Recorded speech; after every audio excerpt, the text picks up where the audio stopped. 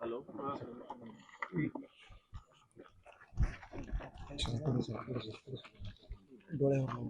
Sir नेमकी काय घटना घडली तुम्ही आता व्हिजिट केली आरोपी ताब्यात घेतलाय किंवा काय?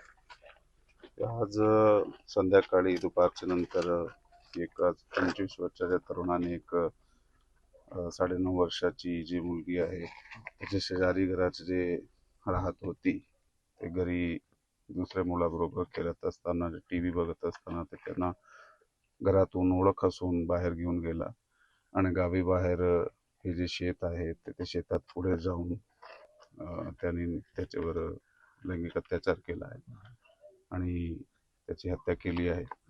ह्याचं जे आरोपी आहे त्याला ताब्यात घेण्यात आलेलं आहे आणि पुढील जे तपास आहे ते चालू करण्यात आलेला आहे.